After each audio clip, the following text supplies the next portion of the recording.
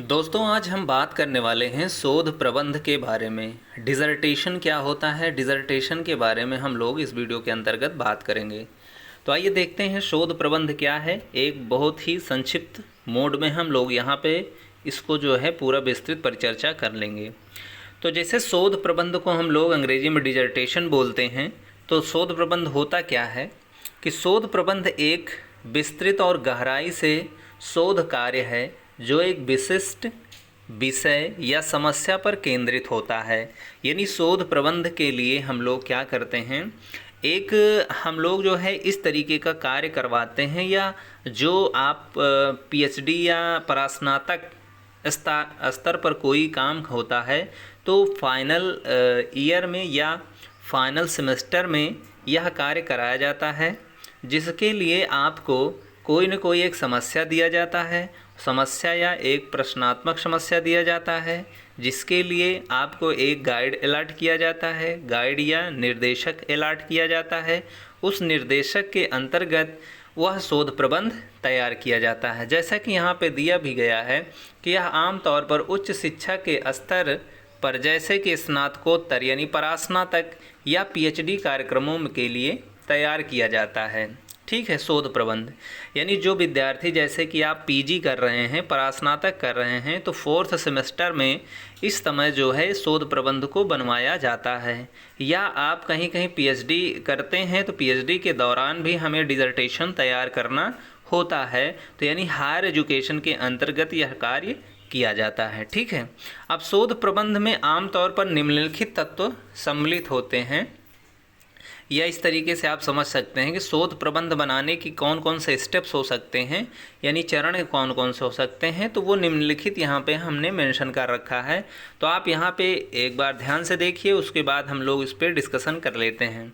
तो जैसे आपको शोध प्रबंध के लिए सबसे पहले उसका परिचय देना होता है। परिचय का मतलब होता है कोई आपके पास एक समस्या केंद्रित होता है, समस्या आपके सामने होता है या प्रश्नोत्तर वाली समस्या होती है, जिस पर शोध के विषय और उद्देश्य का परिचय देना होता है सबसे पहले। ठीक है, कि आप कौन से टॉपिक पे रिसर्च कर रहे हैं, टॉपिक पे जो शोध प्रबंध बना रहे हैं, शोध प्रबंध से रिलेटेड जो आपके चर हैं उनकी क्या संक्रियात्मक परिभाषा है, परिभाषाकरण करना है, आपके शोध के उद्देश्य क्या हैं, उन उद्देश्य को आपको कैटेगराइज करना है।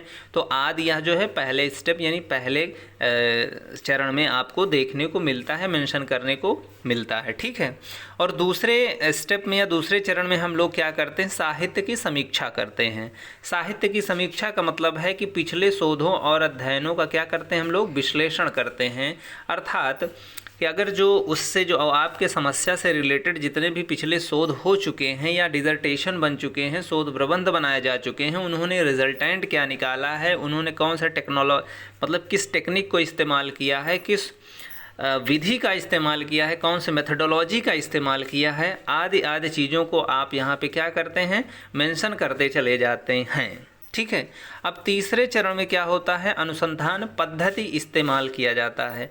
अनुसंधान पद्धति इसलिए इस्तेमाल किया जाता है कि शोध के लिए उपयोग की जाने वाली पद्धतियों का वर्णन किया जाता है। अर्थात इसका मतलब यह है कि हम क्या करते हैं, जब साहित्य की समीक्षा कर लेते हैं और हम डिलिमिटेशन कर लेते हैं, सीमांकन कर लेते हैं शोध प्रबंध का, तो हम वहाँ से डेटा सेलेक्ट करते हैं। डेटा इकट्ठा करने के बाद हम लोग क्या करते हैं, उस डेटा का एनालिसिस करते हैं कि हमने जो उद्देश्य अपने बनाए थे, उस उद्देश्य की पूर्ति कहाँ तक हो पा रही है, कहाँ तक नहीं हो पा रही है, उस चीज़ का हम लोग जो है अनुसंधान पद्धति के अंतर्गत प्रयोग में लाते हैं। ठीक है, अनुसंधान पद्धति में जो है स्टैटिस्टिकल एनालिसिस भी इस्तेमाल किया जाता है, जो हमें परिमाणात्मक रूप से चीज़ों को प्रोवाइड करता है या प्रदान करता है। ठीक है, कुल मिला के अनुसंधान पद्धति में डाटा कलेक्शन से ले करके हम जो है परिणाम निकालने तक की बात करते हैं। ठीक है, उसके बाद जो परिणाम आया रहता है वहाँ पे एनालिसिस करने के बाद शोध के नतीजों का प्रस्तुतिकरण करते हैं। उसके बाद हमने उसमें जो भी नतीजा यानी जो निष्कर्ष निकाला जाएगा, जो निष्कर्ष निकलता है, उसके बारे में हम लोग मेंशन करते हैं। तो ये रहा आपका अगला टॉप चरण। आगे हम बात करें तो 5वें चरण में हम क्या करते हैं, उसके चर्चा करते हैं या डिस्क्रिमिनेशन भी करते हैं, परिणामों की व्याख्या और उनके निहितार्थ की व्याख्या करते हैं 5वें स्टेप में। 5वें स्टेप में हम जो भी स्टैटिस्टिकल एनालिसिस करने के बाद जो हम परिणाम निकाले रहते हैं, परिणामों की हम लोग डिस्क्रिमिनेशन करते हैं, व्याख्या करते हैं और उनके निहितार्थ जो भी मूल्य होते हैं उनकी हम लोग बात करते हैं। फिर छठे स्टेप में जो है आपको काम करना होता है, परिणामों की व्याख्या करने के बाद हमें निष्कर्ष भी लिखना होता है। तो निष्कर्ष में क्या क्या आया है, शोध के मुख्य निष्कर्ष कौन से हैं और उसको आगे हम और क्या सिफारिश उसके अंतर्गत कर सकते हैं इसमें, और अगर हम इसी लेवल के और भी आगे हम अनुसंधान या रिसर्च या शोध प्रबंध का कार्य करना चाहते हैं तो हम और क्या क्या इसमें भविष्य में जो है हम उपलब्धियां हासिल कर सकते हैं या फाइंडिंग्स आ सकती हैं, तो वो भी चीज़ें हम लोग जो है निष्कर्ष में लिखते हैं। फिर लास्ट होता है संदर्भ ग्रंथ सूची। संदर्भ ग्रंथ सूची का मतलब आप लोग जानते ही होंगे कि जहाँ से हमने डाटा लिया है या जहाँ से हमने पूरे डिसर्टेशन यानी पूरे शोध प्रबंध में हम जहाँ जहाँ से चीज़ों को कलेक्ट करके यहाँ पे हमने मेंशन किया है, लिखा है या प्रेजेंट किया है, प्रस्तुतिकरण किया है, उसका व्याख्या आपको करना होता है। मतलब उसको आपको इंगित करना होता है कि फला फला जगह से हमने ये चीज़ें उद्धृत किया है। ठीक है, तो इस तरीके से आपका यह शोध प्रबंध में ये चरण होते हैं, ये काम किए जाते हैं। कुल मिला के अगर आप ध्यान से देखें तो शोध प्रबंध को हम लघु शोध भी कहा जाता है। क्या मित्र बोलते हैं?